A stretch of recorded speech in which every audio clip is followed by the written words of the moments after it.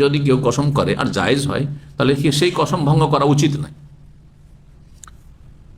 বুঝছেন না? কি বুঝলেন? যদি কোনো কাজের জন্য আপনি কসম করেন যে আল্লাহর কসম করছে আমি এই কাজটি করব না, আর কাজটি জায়েজ, তাহলে তার অটল থাকেন। উদাহরণ দিই, দামামে থাকেন, কিন্তু কোনো একদিন সমুদ্র বিচে গেছেন, আর যাওয়ার পরে আপনার দৃশ্য হয়তো ভালো লাগেনি, যদিও আলহামদুলিল্লাহ এখানে অনেক ভালো, দুনিয়ার সব, সারা পৃথিবীর সব জায়গার চাইতে ভালো।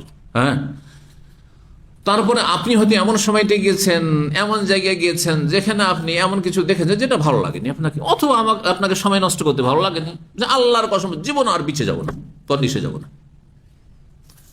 তারপরে যদি বন্ধু বান্ধব বলে যে চলো যাই এবার বিচে একটা পার্টি করি, হ্যাঁ, বা একটু ঘুরে আসি, হ্যাঁ, ঈদের ছুটিতে, অমুক ছুটিতে, তাহলে আপনার জন্য উচিত হবে যখন কসম করে ফেলে যাবেন না, কারণ আপনি কোন এসে গিয়ে আপনি কোনো সওয়াব পাচ্ছেন না। আর আপনি আপনার কসমের হেফাজত করা, ওয়াহফাজু আইমানুকুম, আল্লাহ বলেছেন, হ্যাঁ, তোমাদের কসমের হেফাজত করো, কসমের হেফাজতে কসম ভঙ্গ করবেন না।